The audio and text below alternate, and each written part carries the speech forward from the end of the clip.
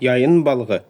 Yay səhəri idi. Hava sakit idi. Yalnız çay qırağında cırcırama cırıldayır, harada isə balaca bir qartal civildəyirdi.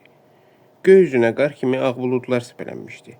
Söyüdlərin yaşıl budaqları altından çay hamamı tikilən yerin yanında uca boylu, arıq, qıvırım sarı saçlı və özünü tük basmış xərrat Gerasim suda əlləşirdi. O tövşüyür, fısıldayır və gözlərini döyə-döyə söyüd ağacının kökü altından nə isə çıxarmağa çalışırdı. Onun üzünü tər basmışdı. Gerasimdən bir sejan aralı, sifəti üçbucaq şəklində olan ensiz Çin gözlü cavan, donqar, xərrat, Lubim boğaza qədər suyun içində durmuşdu. Gerasimin də, Lubimin də əynində köynək və tuman var idi. Hər ikisi soyuqdan göyərmişdi. Çünki bir saatdan çox idi ki, suyun içində idilər. Donqar Lubim qızdırmalı adam kimi titrəyə-titrəyə çığırdı. Niyə sən elə əlini ora dürtürsən, ay başı boş? Sən ondan yapış, bərk yapış, yoxsa məlun əlindən çıxa bilər. Yapış deyirəm. Gerasim yoğun, xırıltılı, boğuq bir səslə dedi. Əlimdən çıxmaz. Hara çıxar? O ağac kökünün altına girib. Zəhrimar sürüşkəndir. Yapışmalı yeri də yoxdur. Sən qəlsəməsindən yapış, qəlsəməsindən. Qəlsəmələri görünmür. Dayan, dayan. Harasındansa yapışmışam. Ağzından tutmuşam. Zəhrimar yamanca dişləyir. Ağzından tutub çəkmə, əlindən çıxar. Onun qəlsəməsindən tut. Yenə də əlini dürtməyə başladı. Nə qanmaz kişidir. Bərk tut. Tut, deyə Gerasim onun ağzını yamsıladı. Bu da bizə komandir olub. Donqar iblis, gəlib özünü tutsan, nə durmusan? Mümkün olsaydı tutardım. Bu gödək boyumla mən orada dura bilərəmmi? Ora dərindir. Nə olsun ki dərindir? Üz gəl. Donqar qollarını ata-ata üzüb Gerasimin yanına gəldi və ağac budaqlarından yapışdı. Ayaq üstə durmaq istədi, lakin suya batdı və suyun üzündə qabarcıqlar göründü.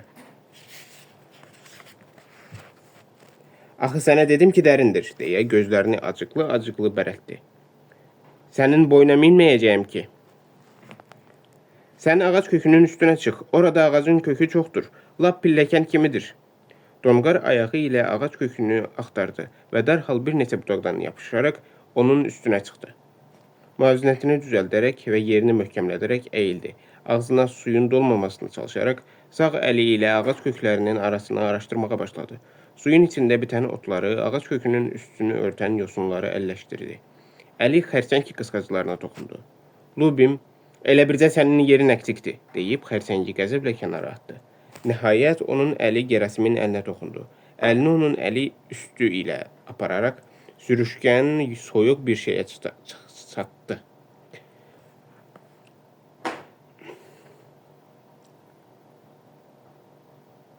Bax, budur, deyə Lubim gülümsədi. Məlun yaman zırpı şeydir. Barmaqlarını arala. Mən bu saat onu qəlsəməsindən yapışacağam. Dayan, dayan, dirsəyinlə itələmə. Mən bu saat qoy bircə yapışım. Zəhrimar kökün dibinə girib. Yapışmağa bir yer də yoxdur. Əlim başına çatmır. Ancaq qarnını əlləmək olur. Boynumdakı ağzı qanadı öldür. Yaman sancır. Mən bu saat onun qəlsəməsindən yapışacağam. Əlini böyürdən sox. Onu dümsüklə, barmağınla bizlə. Donqar ordularını şişirdir, nəfəsini qısıb gözlərini bərəldirdi. Görünür o əlini qəlsəmələrin altına salırdı. Lakin bu zaman onun sol əli ilə yapışdığı budaqlar dibindən qopdu və o müvazinətini itirib qorxmuş kimi sahildən uzaqlaşır və Donqarın suya batdığı yerdə qabarcıqlar əmələ gəlirdi. Donqar üzə suyun üzünə çıxdı və fınxıra-fınxıra budaqlardan yapışdı. Gerasimin xırıltılı səsi eşidildi. Axmaq, batarsan, sonra gəl səndən ötürü cavab ver. Çıx sudan, cəhənnəm ol, mən özüm onu çıxararam. Söyüş başlandı. Gündəki onları yamanca yandırırdı. Kölgələr gödəlir, iblis boynuzu sanki öz içinə çəkilirdi. Gündə qızmış sıx otlardan hər tərəfə tünd, xoşa gəlməz, şirin bir qoxu yayılırdı. Günortaya az qalmışdı, lakin Gerasim və Lubim hələ də söyüdün altında əlləşirdilər. Xırıltılı yoğun bir səs və soyuqdan titrəyən başqa bir adamın cır səsi yay gününün sakitliyini pozdurdu. Dart, qəlsəmələrindən yapış, dart. Dayan, mən onu dürtməliyim. Kökün altından çıxarım. Yumruqlarını araya dürtürsən, ay qanmaz. Yumruğunla yox, barmağınla elə. Böyürdən gəl, soldan. Sağda çukur var. Batıb ölərsən. Balıqlara yem olarsan. Ağzından tutub çək. Qamçı səsi eşidildi. Naxırçı Yefimin ortaladığı malqara tənbəl-tənbəl çayın sahilindən su içməyə inirdi. Əyri ağızlı, tək gözlü, qoca naxırçı başını aşağı salıb, ayaqlarının altına baxa-baxa gəlirdi. Suya əvvəlcə qoyunlar, sonra atlar, atların da ardınca inəklər yaxınlaşırdı. O, Lubimin "Onu altdan itələ" deyən səsini eşitdi. "Barmağını sox, karsan, nə sən, ay axmaq, duf!" Yefim çığırdı. "Qardaşlar, siz nəyi itələyirsiniz?" "Yayın balığını. Ha əlləşirik çıxara bilmirik. Kökün dibinə girib." "Yan tərəfdən gəl, gəl, gəl." Yefim gözünü qıyıb biraz balıq tutanlara baxdı. Sonra çırağını çıxartdı. Çiynindən torbacığını yerə atıb köynəyini çıxartdı. Lakin tumanını çıxarmağa səbri çatmadı. Xaç vurub, arıq qara qollarını havada oynada-oynada suya girdi. Suyun illi dibi ilə 50 addım getdikdən sonra üzməyə başladı. "Uşaqlar, dayanın!" deyə çığırdı. "Dayanın! Onu nahaq yerə dartmayın. Əldən buraxarsınız. Bacarmaq lazımdır." Yefim də dülgəllərə qoşuldu. Hər üçü dirsəkləri və dizləri ilə bir-birini itələyə-itələyə, tövşüyə-tövşüyə, söyüşə-söyüşə əlləşirdilər. Donqar Yefimin ağzına su doldurdu və havaya şiddətli öksürək səsi yayılırdı. Çay qırağından bir çığırtı eşidildi. "Hanı naxırçı Yefim? Naxırçı, haradasan? Naxır bağa doluşub. Bağdan çıxart, çıxart. Bəs bu qoca kəftar haradadır?" Əvvəl kişi, sonra da arvad səsi eşidildi. Mülkədar bağının hasarı dalından, İran şalından xələt giymiş və əlində qəzet mülkədar Andrey Andreyiç göründü. O, səsküy gələn çay tərəfə sualedici bir nəzərlə baxdı və sonra xırda addımlarla tez-tez çay hamamı tərəfə gəldi. Söyüd ağaclarının budaqları arasında üç balıqçının yaş başlarını gördükdə ciddi bir tərzdə soruşdu. "Burada nə var? Çığıran kimdir? Siz burada nə qayırırsınız?"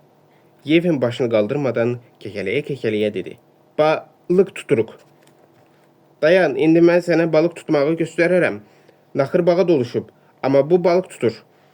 Bəs nə vaxt hamam hazır olacaq?" "2 gündür işləyirsiniz. Nə iş görürsünüz?"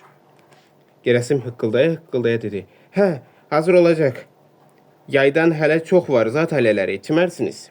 "Pöf, bu yayın balığının öhdəsindən gələ bilmirik.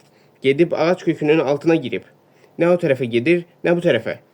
Mülkədar "Yayın balığı" deyə soruşdu və onun gözləri parıldadı. "Elə isə tez çəkib çıxarın. Onda gərək yarım manat verəsən, əgər çəkib çıxarsaq. Çox zırpı balıqdır. Zat ailələri, zəhmətimizə görə yarım manata dəyər." Lubbim, "Əzmə onu, əzmə, xarab edərsən. Alt tərəfdən sıx." "Ey yaxşı adam, adını da bilmirəm. Kökü yuxarıya dart. Ay axmaq, aşağıya yox, ey yuxarıya dart. Ayaqlarınızı oynatmayın." 5 dəqiqə keçdi, 10 dəqiqə keçdi. Mülkədarın səbri tükənmişdi. O üzünü malikanəyə tərəf çevirib çığırdı. "Vasili, Vaska, Vasilini mənim yanıma çağırın." Faytonçu Vasili qaça-qaça gəldi. O nə isə çeynəyir və ağır-ağır nəfəs alırdı. Ağa onu əmr etdi. "Suya gir. Onlara yayın balığını çıxarmağa kömək elə.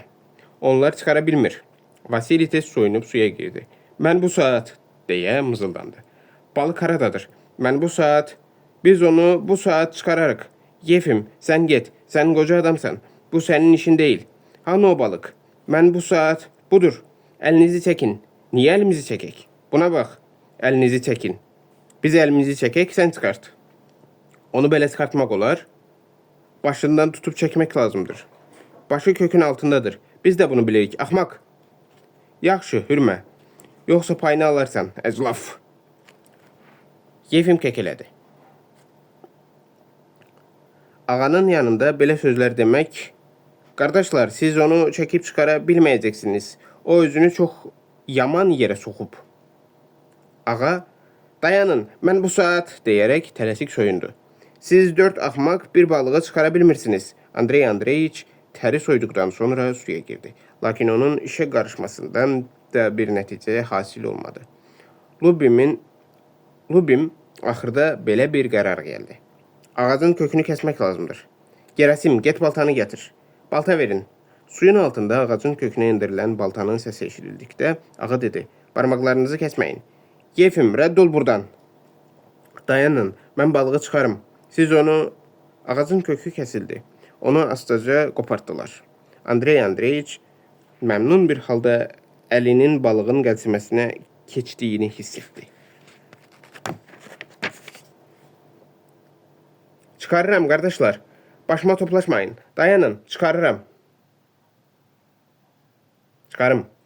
Suyun üzərində böyük yayın balığının başı və onun ardınca bir arşın uzunluqda qara bədəni göründü. Yayın balığı quyruğunu ağır-ağır tərpədir və onu tutan adamın əlindən xilas olmaq istəyirdi. Heç o yan bu yan eləmə, qardaş. Yaman əlimə düşmüsən. Hamının üzü gülümsəyirdi. Bir dəqiqə sakitlik oldu. Hamı balığa tamaşa edirdi. Böyük balıqdır deyə Yefim cinahının altını qaşıya-qaşıya kəkələdi. Yəqin 10 qravənki olar. Ağa onun sözünü təsdiq etdi. Əlbəttə ki, olar. Amma yaman acıqlanıb. Gör necə nəfəs alır. Bıy! Yayın balığı birdən sərt bir hərəkətlə quyruğunu yuxarıya atdı və balıq tutanların hamısı onun şapıltı ilə suya girdiyini eşitdi. Hamı əlini uzatdı, lakin artıq gec idi. Yayın balığı heç elə bil yox imiş. Son.